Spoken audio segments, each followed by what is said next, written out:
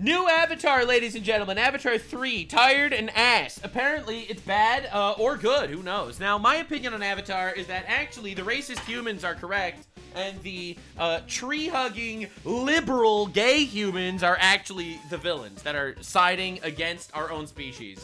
All right, so that's my nuclear take regarding Avatar and the most overrated, cringe show ever in the history of time. The racists are best. Avatar, more like Avatarded.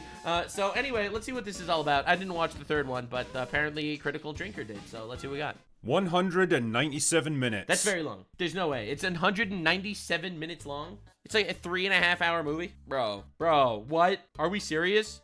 11,820 seconds. 3 hours and 17 minutes. Oh my god. That is the amount of time that Avatar Fire and Ash drained out of my personal hourglass, never to be returned. This guy's not happy. Immediately regret this decision. So, Bro, he is not happy with it. Oh my god. I watched the first Avatar. I didn't watch the second. And now we're doing a review of the third here. Because we cover all lore here on the Taku channel. how best can I describe the experience of this movie? Well, imagine going on a date with a really hot girl, or Alright. guy for the other 6% of my audience, only to discover they've got absolutely no personality and nothing even remotely interesting to say. The first hour passes tolerably enough because if nothing else, they're pleasant enough to look at, and you're able to coast along with idle small talk while you get quietly drunk. By the second hour, you're starting to get bored and distracted and kind of regretting your decision to come along for this thing. You want to know the worst part about Avatar? You want to know the worst part about... I'm going to tell you my 3 least favorite things about Avatar. First, it's that, everyone, when they say Avatar, you have to immediately say, no, I mean Avatar The Last Airbender is one of the best things ever made. Not Avatar the retarded blue people. Alright, that's first. That's the first thing I hate about Avatar. The second thing I hate about Avatar is that it's literally the, highest grossing film ever. Alright? That's the other thing that I hate about it. It's like, what's the highest grossing film ever? Is it Lord of the Rings? Is it The Dark Knight? Nope. It's retarded blue people. So that's the second thing I hate about Avatar. The third thing I hate about Avatar is actually the racist humans that wanted to steal the resources from this other planet were actually based as fuck. And the Somalians that were living on the planet were actually kind of cringe. And by the third hour, you're just desperate for it to end, and seriously considering slipping off to the bathroom, calling an Uber, and getting the hell out of there. Fire and Ass is practically a test of human endurance and determination. A bloated, cliched, overwrought, melodramatic, pretentious vanity project by a once great filmmaker who hasn't heard the word no in almost 30 years. A man whose fame and success has given him all the time and money in the world to indulge his worst excesses. And believe me, he does. Just like that date you wish you hadn't gone on, it definitely looks fantastic, and I can't fault the sheer money and effort that went into its visuals, but it's ultimately a hollow and meaningless experience. Yeah, I hate when they do that. It's like, you could have made Warhammer 40K the movie, alright? With this budget, that would be the best thing ever made. Alright, that would be the best thing in 20 years easily. If you did a proper adaptation of Warhammer 40K with this budget, oh my god, absolute cinema. Instead, they decided to spend it on liberal, gay people fucking trees. Going nowhere with a bunch of characters you don't particularly care about, taking forever to do it, and ultimately ending up right back where it started. A walking shadow, a poor player that struts and frets his hour upon the stage and then is heard no more. A tale told by an idiot, full of sound and fury, signifying nothing. Just consume product and then get excited for next product. Jesus Christ, let's just get this shit show underway so I can do something more worthwhile, Alright. like cutting the brake cables on my neighbor's car. Alright, so what's the plot? What do we got? Yeah, I'll give you boundary dispute, you prick. Anyway, Fire and Ass picks up shortly after the events of, I don't know, whatever the last movie was called. Everyone's kinda sad now because one of generic protagonist's sons got killed, and honestly, it wasn't until this movie specifically reminded me about it that I even remembered he'd existed. That's so bad. You don't remember that the son of the main character died? Wow, that's how you know that this movie gets you emotionally hooked, that's for sure. Anyway, there's bigger problems to deal with in the shape of Spider, their adopted human son, who obviously can't breathe the air on Pandora and almost dies when his face mask runs out of batteries. Generic protagonist decides that he can't stay with them anymore. It only took him like 18 years to realise this, so they hitch a ride with a bunch of travelling sky traders or whatever the hell they're supposed to be to take him back to the humans. That's but nice, oh no, I guess. they get attacked by evil fire people, led by evil fire lady. Why exactly are they Dude, stop. Are you serious? evil? Why The are they entire point of this show is to get the one guy that can't breathe the air, to get him to people where he could breathe their air, and he just gets stopped by random bullshit on the planet. Are you telling me that they got the Fire Nation to attack in the blue Avatar also? Are you serious? Like, dude, I can no longer describe. I'm like, yo, when you say you like Avatar, which Avatar are you referring to? I'm like, oh, you know, Avatar, the one with the Fire Nation. You can't do that anymore. They literally stole the Fire Nation. This is crazy, bro. attacking their own people when there's an existential threat to the whole planet to deal Yeah, there are with? literally humans here coming to destroy the entire planet, and these fucking monkey-brained, retarded gay people need to fight with each other in tribalistic clan warfare instead of actually dealing with the existential threat. Dude, this is literally and unironically the liberalism project. This is crazy. Here in space Somalia, we're figuring out exactly the best way to deal with our existential threat.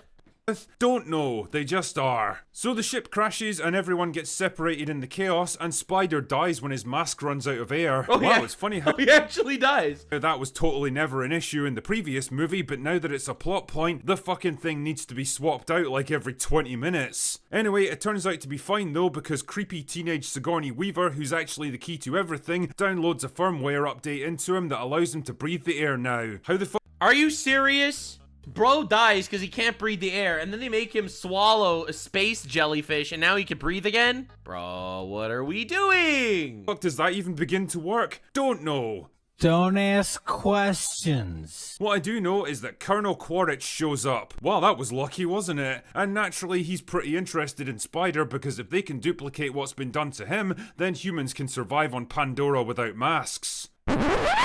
Wait, hold up. Let's just stop this for a second. Bro. I'm sorry to go off on a tangent here, but can someone please explain to me what exactly the human objectives are on Pandora? Because by George... In the first movie, they went to Pandora to mine, like, minerals that they needed for Earth. They seem to change more frequently than my fucking underwear. Like, in the first movie, it was basically just a mining operation to grab the magical bullshit mineral on the planet, and the soldiers were there just as hired guns to protect the operation. Then in the second movie, it was all about Yeah, it was about getting the unobtainium, which is a retarded name. sucking out the brain goop from the space whales to make people live forever or something. Bro, they're just coming up with generic new objectives to make the humans bad and evil and oppressive and colonialists. Then now they just want to full-on colonize the entire planet. Why? I mean, I'm no expert on... Dude, this is crazy. Oh my god, they're just straight up, you know what? We're gonna make the white man even worse.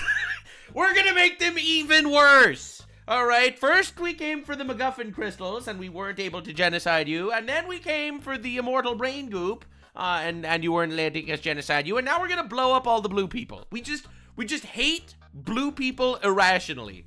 All right, what a lot of people don't know is that the most culturally relevant part of this entire movie. Here, let me see if I can find this Avatar meme. Like, the number one most culturally relative part of this entire movie is a fake quote that was never said in the movie. All right?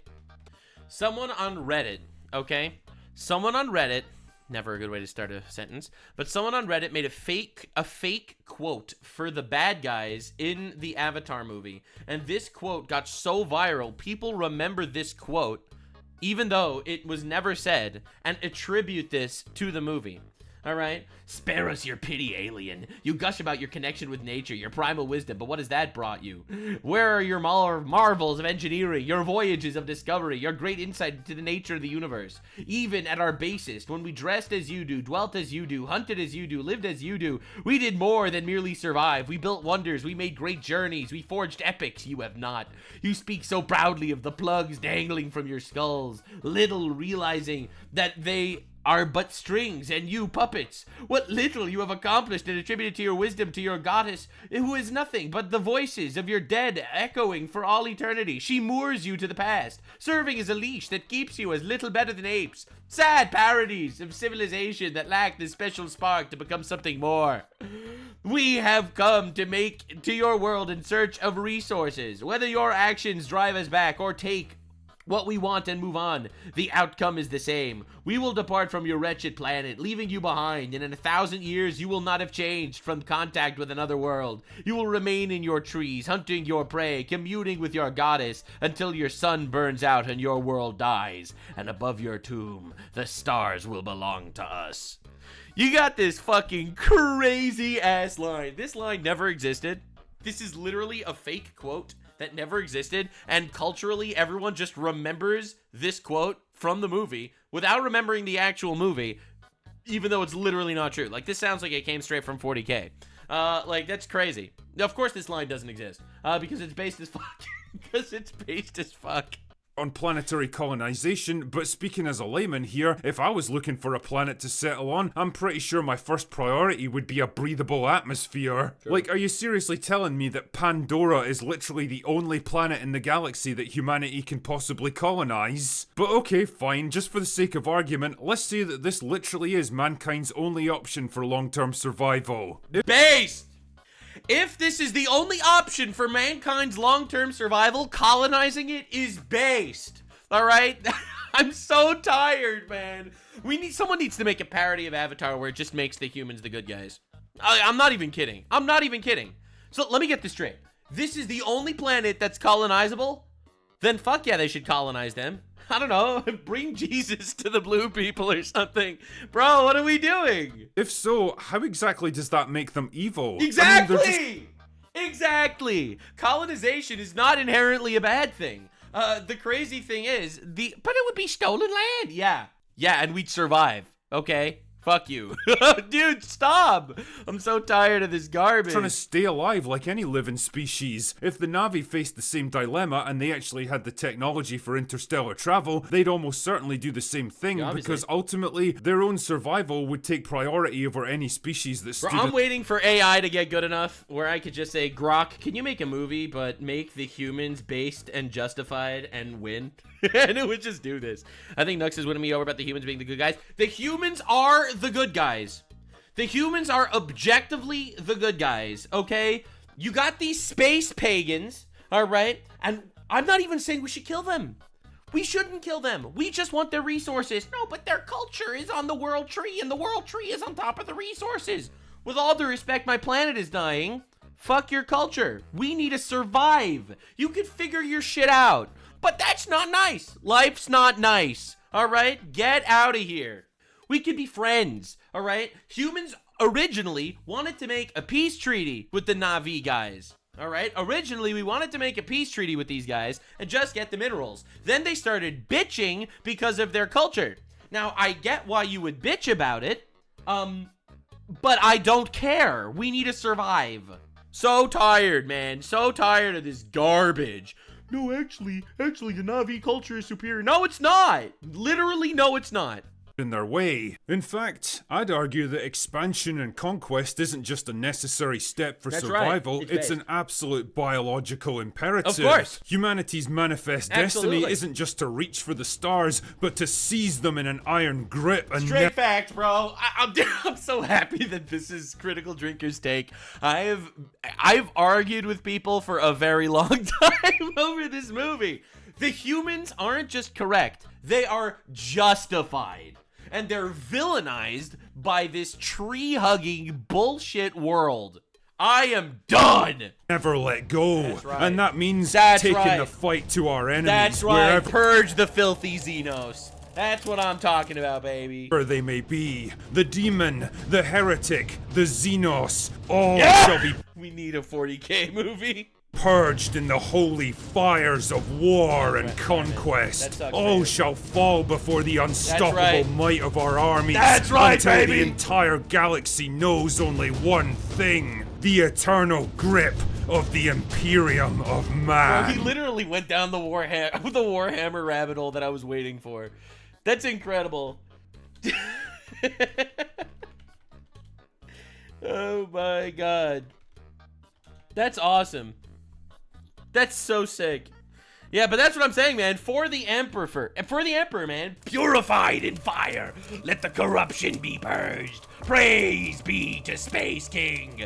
Brothers and sisters of the Imperium, sons of Terra, daughters of the Emperor's undying wrath, hear me now as the shadow of heresy falls upon us. Once more, look to the horizon. There they come, the traitor, the Xenos, the daemon spawned filth that dares defile the Emperor's realm.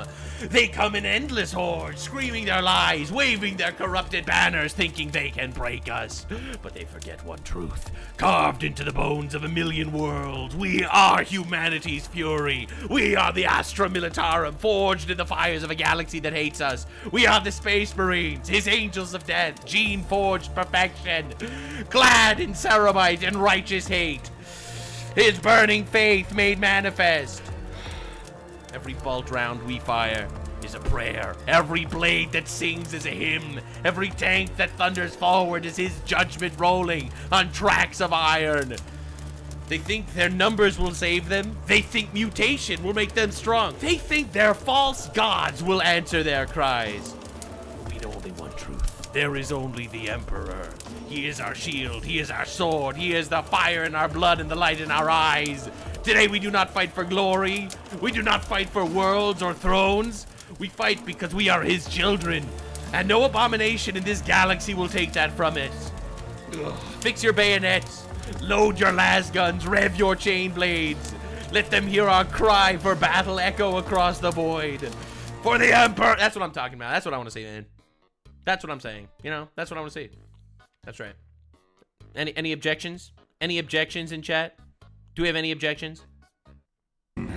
Sorry, lost my train of thought there. What the hell was I talking about? Right. Oh yeah, the What were we Navi. saying? So let's go with the assumption that humanity absolutely does need to colonize this particular Right, of course, planet. obviously. Well, that would leave them with only one viable course of action, the complete annihilation of the Navi as a rival species, because let's be honest, they're clearly hostile, and every time humans have gone up against These them... guys are huge assholes. They're massive assholes. Our planet needs their materials to survive. They refuse to give them to us. They are on the moral back foot. Fuck them. We have the military. We have the power. We have the need to survive and to protect our family, to protect our nation and to protect our people, to protect our planet. And I don't care about your culture when my culture is on the brink of destruction. In battle, they've lost. They represent a clear and present danger to human survival, Facts. so why fuck around with all these Exactly. little piecemeal attacks? True. In fact, why even bother fighting them at all when there are other, more viable options? For example, an airborne pathogen specifically designed to kill that one particular species would solve the entire problem within a matter of months. Yeah, war crimes are based in this context. We're trying to survive. We're trying to survive. Last I checked, these motherfuckers did not sign on with the United Nations, all right? They were not present, all right, during the Geneva Conventions, all right? We do what we need to do to survive, but we're not doing that because the humans are gay, all right? Avatar humans are gay. Without the need for costly battles or damage to Pandora's ecosystem. Shit man, the common flu would probably be deadly for them since they'd have no natural immunity to human diseases. And if we really want to stick with the Native American allegory, which we clearly do with they're these trying. movies, that would actually be pretty close to reality. It was diseases like smallpox that really defeated them, not a bunch of settlers with flintlock muskets. Anyway, those are questions for other, smarter movies. Let's just get back to this one. So Quaritch naturally wants Spider, but evil Dude, I'm so tired of this, man. I'm tired. These Navi primitives, these arrow-wielding barbarians astride their flying abominations, believe their world sacred. They weave their braids into the roots of deceit, communing with a planetary demon that whispers lies of harmony and balance. There is no balance in this galaxy, save the Emperor's justice. No harmony but the thunder of our bolters and the roar of our tanks. That's what I'm talking about, man. Do you fear their arrows, their banshee riders, their planetary sorcery? No, we are the Emperor's hammer. We are the steel and wrath incarnate. The immortal Emperor watches us from his golden throne. We are invincible. These are the enemies of mankind. Xenos, filth of Pandora, hear me. You have come here to die. The God Emperor is with us, and in his name we shall scour this moon clean. That's what I'm saying. You know, I want a little more of that. I want a little more of that. Also, they fuck trees. Fire Lady wants Quaritch because he has access to guns, and she likes guns because they go boom. A woman after my own heart. There it is, baby. Now, considering the aforementioned allegory for Native American colonization, I guess this is the film's attempt to reluctantly acknowledge that Native Americans weren't exactly a peaceful, harmonious utopia before the dreaded white boys got there. Anyway, the upshot is that Quaritch and the humans are now allied with the evil fire people, so generic protagonist and his family are Literally, why do the humans need to ally with fire people? Dude, the humans are infinitely powerful. under threat from all sides. So there's a bunch of chases and a bunch of battles and a bunch of different characters get taken prisoner, but nobody ever dies because this is basically a soap opera with a AAA budget. And generic protagonist delivers a rousing speech to rally all the clans around him, and it's just in time for... Let me guess. Our culture is so good, and the evil white man wants to kill us. We must stand together against this threat. And everyone was like, and that's how they responded. And then they were obliterated. I don't know, a big final battle that's the same exact setup as the other two final battles from the other movies. And just when it all seems lost, a Deus Ex Pandora conveniently steps in to save the day with a bunch of animals that suddenly decide they're capable of understanding orders and forming battle plans. I hate when this happens. And nature was truly more powerful than civilization. Gay!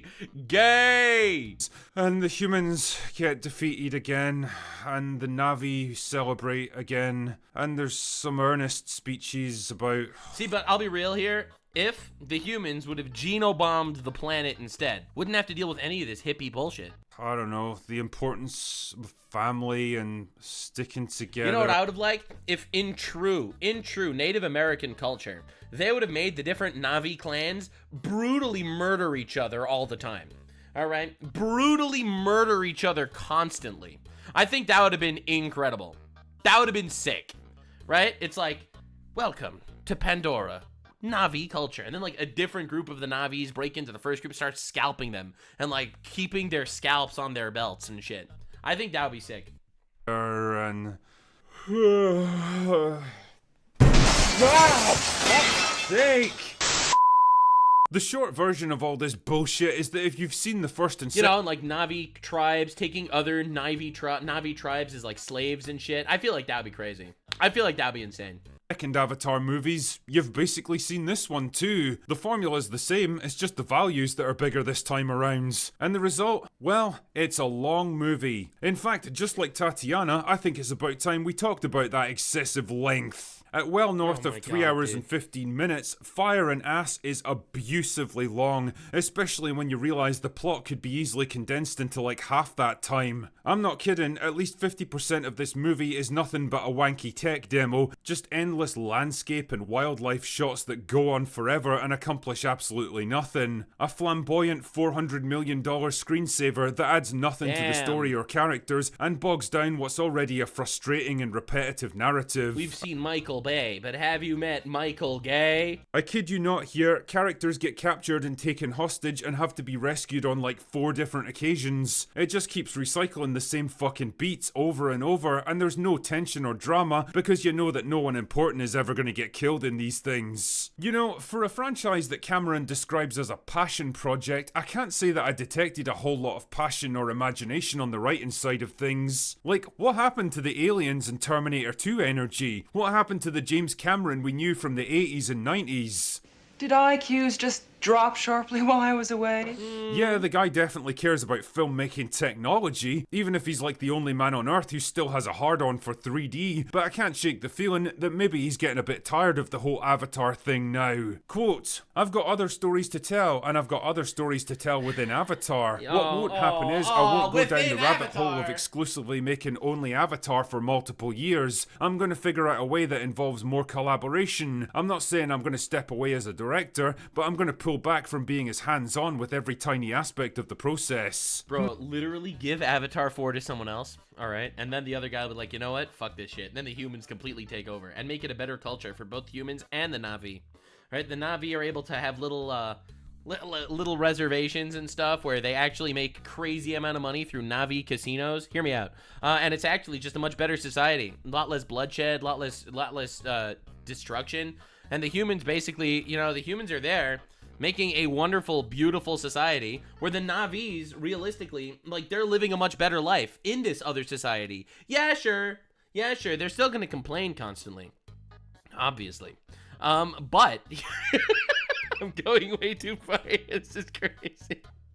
That's diabolical. All right, they're not gonna. I feel like that's too far. Maybe he's beginning to realize that Daily Wire takes over the 4th movie for Avatar.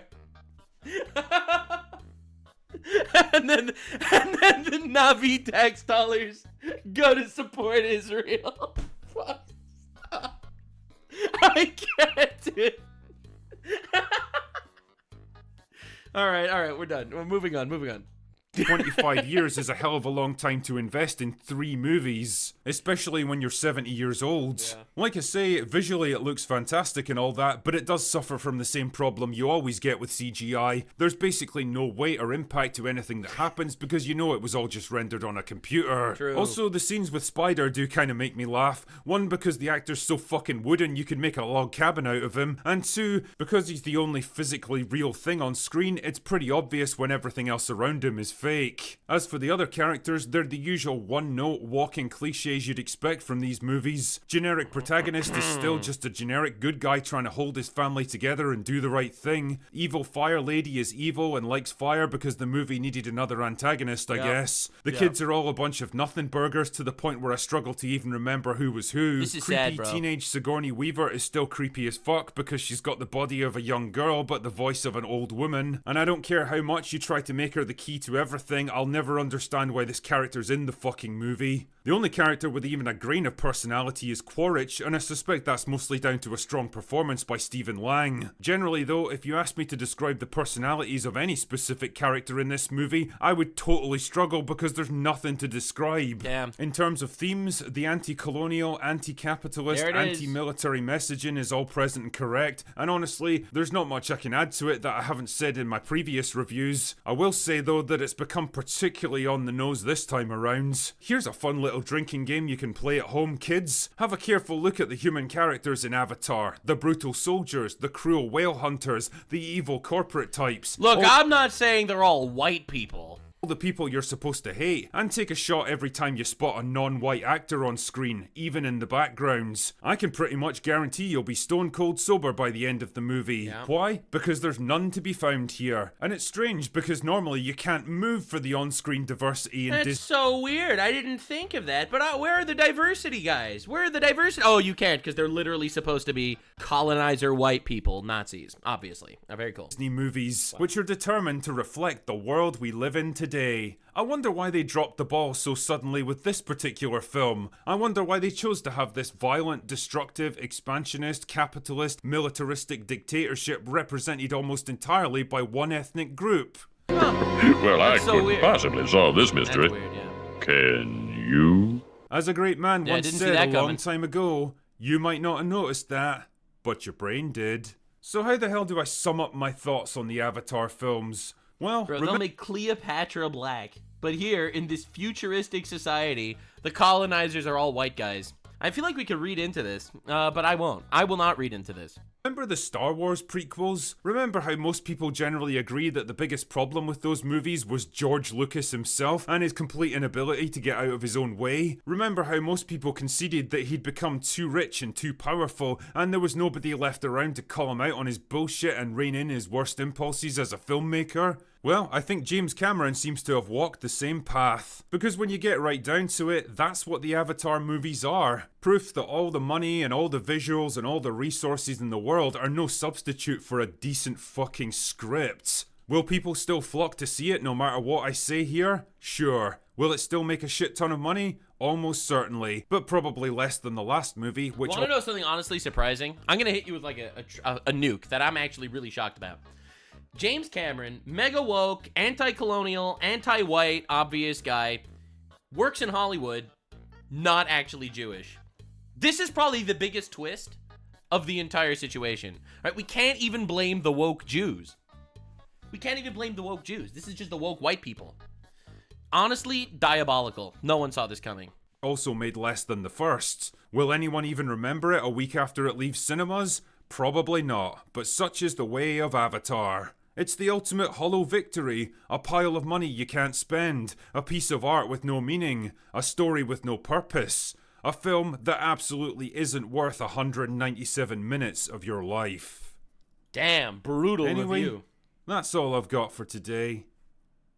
Go away now. Brutal review. Oh my god. Well, anyway, thanks for watching. This was a lore dive into ass and blood. I don't know, man.